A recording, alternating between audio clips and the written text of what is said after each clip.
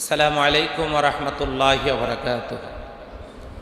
আল্লাহ তাআলার দরবারে লাখো কোটি সুজুদ ও শুকরিয়া, যে মনিব আমাদেরকে রমজানুল মুবারকের একেবারে শেষ প্রান্তে আমাদেরকে ইফতার সম্মেলনের আয়োজনের সুযোগ দান করেছেন।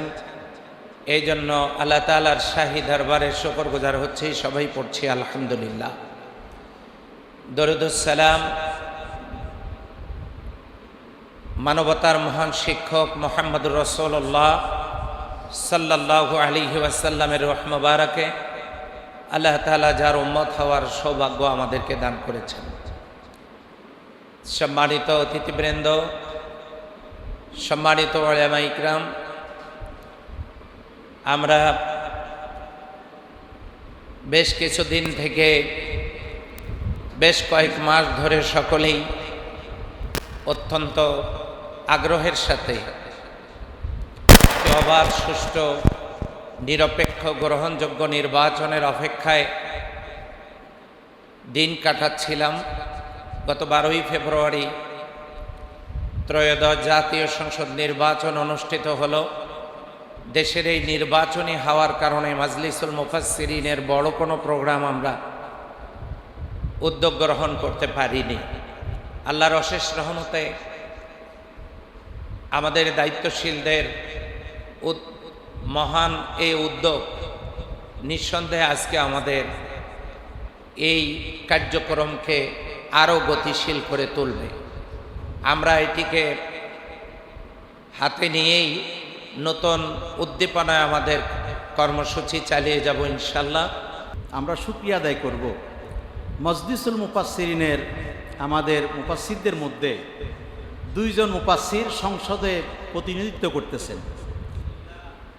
প্রথমত একজন হলো চ্যানেল 24-এর ভাষায়, ডিবিসি চ্যানেলের ভাষায় বিভিন্ন চ্যানেলে আসছে যে মসজিদের খতিব ইমাম এখন পার্লামেন্টে। জোরে বলি আলহামদুলিল্লাহ। অধ্যাপক নুরুল হামিদ ভাই সাথে যখন সাক্ষাৎ করতে গেলাম প্রথম, উনি যখন আসলেন ঢাকায়, তো তিনি বললেন আমাকে যে ভাই, এই বিজয়কে বলতে হবে ফাতহুম মুবিন বলতে হবে।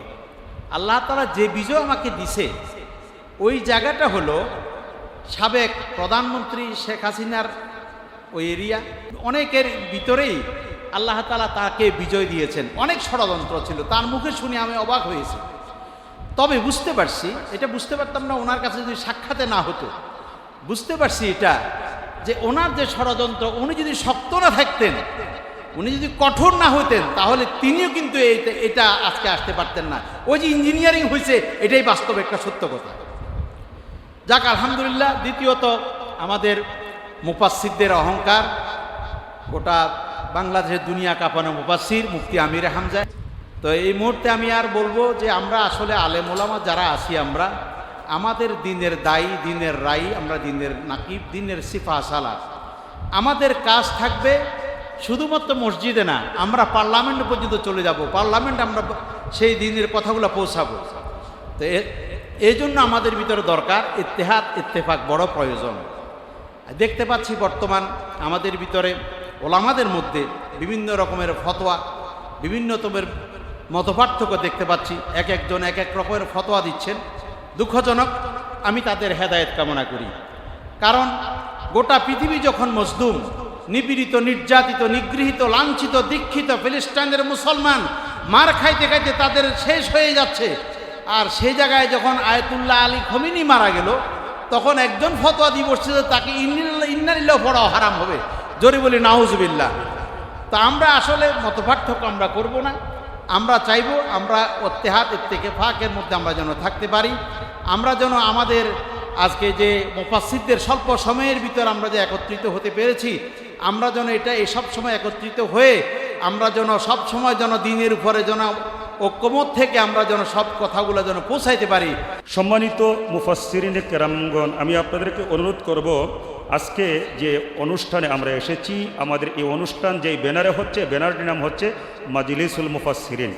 আল্লাহ সুবহানাহু ওয়া তাআলা আমাদেরকে কিছু দায়িত্ব দিয়ে পৃথিবীর মধ্যে পাঠিয়েছেন। প্রথমত আমরা সবাই আল্লাহর পক্ষ থেকে প্রতিনিধিত্ব নিয়ে এসেছি, খলিফা হয়ে এসেছি। এখন খলিফার ভূমিকা যদি আমাদেরকে পালন করতে হয় অবশ্যই কোরআন সুন্নাহকে আমাদের সামনে রাখতে হবে। যেহেতু মাহে রমাজানুল মুবারক কুরআনুল কারীম অবতীর্ণের মাস, নাজিলের মাস, এই জন্যে মাঠে ময়দানে আমরা যারা বিভিন্ন ওয়াজ মাহফিলে, তাফসির মাহফিলে অংশগ্রহণ করি, আমাদের নাম কিন্তু আমরা কে কতটুকু যোগ্যতা অর্জন করেছি জানি না। আল্লাহ সুবহানাহু ওয়া তাআলার অশেষ মেহেরবানি, আল্লাহর দরবারে শুকরিয়া আদায় করি, মানুষ কিন্তু আমাদেরকে বরেণ্য মুফাসসির হিসাবে পোস্টারের মধ্যে মোটাওক করে আমাদের নামটা দিয়ে দেয়। তো আলহামদুলিল্লাহ, এত বড় করে আমাদেরকে মূল্যায়ন করা হয়, সম্মান করা হয়, আল্লাহর দরবারে শুকরিয়া আদায় করার ভাষা আমাদের জানা নাই। এজন্য আজকের এই অনুষ্ঠানে আমি যেই কথাটা বলবো, অধিক পরিমাণে আমাদেরকে কোরআন সুন্নাহর সাথে সম্পর্ক রাখতে হবে। কারণ এমন কিছু ভাইয়েরা আছেন, যখন আমরা তাফসির করতে যাই তখন অনেকেই কিন্তু উৎপেতে থাকে যেন আমরা কোনো ভুল করি, তারা যেন ভুলটা সরিয়ে দিতে পারে। তো আলহামদুলিল্লাহ, জেনে শুনে আমরা কেউ ভুল করি না, ভুল করতে চাইবও না।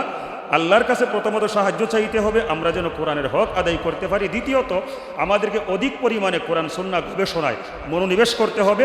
কারণ আমি যত পড়ব ততই জানবো, আর আমি যখন জানার চেষ্টা করব, মনে রাখতে হবে ষড়যন্ত্রকারী, সমালোচনাকারী আমাদেরকে যদি আটকানোর চেষ্টা করে, আমাদেরকে যদি ফাঁসানোর চেষ্টা করে, আল্লাহ সুবহানাহু ওয়া তাআলা আমাদেরকে হেফাজত করবেন। কিন্তু আমি জানারও চেষ্টা করলাম না, কিন্তু মুফাসসির হিসাবে আমার নাম পোস্টারের মধ্যে উঠেছে, আমি খুশি হয়ে গেলাম, মুখ দিয়ে যা আসে তাই বলতে শুরু করলাম। আল্লাহর হেফাজত আমরা পাওয়ার সম্ভাবনা রাখি না। বাংলাদেশ মজলিসুল মুফাসসিরিন কর্তৃক আয়োজিত আজকের সিয়াম ও রমাদান শীর্ষক তাৎপর্য কেন্দ্রিক ও ইফতার মাহফিলের আজকের আয়োজনের সম্মানিত সভাপতি, সম্মানিত প্রধান অতিথি এবং মঞ্চ উপবিষ্ট বিভিন্ন দায়িত্বশীলবৃন্দ, যে আমরা ভাইরা যারা মাঠে ময়দানে কথা বলি, আমাদের সবচাইতে একটা আপত্তিকর বিষয় থাকে যেটা নিয়ে মানুষ কথা বলে, সেটা হলো কোরআনে কারীমের তেলাওয়াত। আমি নিজে ব্যক্তিগতভাবেও যেহেতু দীর্ঘদিন শিক্ষকতার সাথে জড়িত, বিভিন্ন কিতাবপত্র পড়িয়েছি এবং আমার ছাত্ররা অনেকে ওয়াজ মাহফিলে আছে, যাদেরকে বলা সম্ভব হয় তাদেরকে বলি, কিন্তু যাদেরকে বলা সম্ভব হয় না তাদেরকে তো বলা যায় না। তো আমাদের ভাইরা অনেক সময় কোরআনের তাফসীর বিশাল বড় আমাদের নামের শুরুতে ডেজিগনেশন থাকে, কিন্তু কোরআনের যখন আলোচনা করতে গিয়ে কোরআনের আয়াতটা তেলাওয়াত করে, তখন আমাদেরকে যখন আমাদের অন্য ভাইরা যখন এমন করে দেখায় যে এই যে দেখেন, তখন আসলে জবাব দেওয়ার মতো তেমন কিছু থাকে না। তো এই জন্য আমি আপনাদের কাছে ছোট ভাই, বড় ভাই, সহপাঠী, বন্ধু যেভাবেই মনে করেন, আমি আপনাদের কাছে বিনীত অনুরোধ করব, মেহেরবানি করে আপনারা কোরআনে কারিমে তেলাওয়াতটা শুদ্ধ করে এটা তেলাওয়াত করবেন। হাদিস বলার ক্ষেত্রে আমি এখানেও খেয়াল করেছি, হাদিস বলার ক্ষেত্রে আপনি যে হাদিসের এবারতটা আপনি ঠিকমতো বলতে পারেন না, যেখানে জবর হবে, জের হবে, সেটা আপনি একটু সতর্কতার সাথে বলবেন।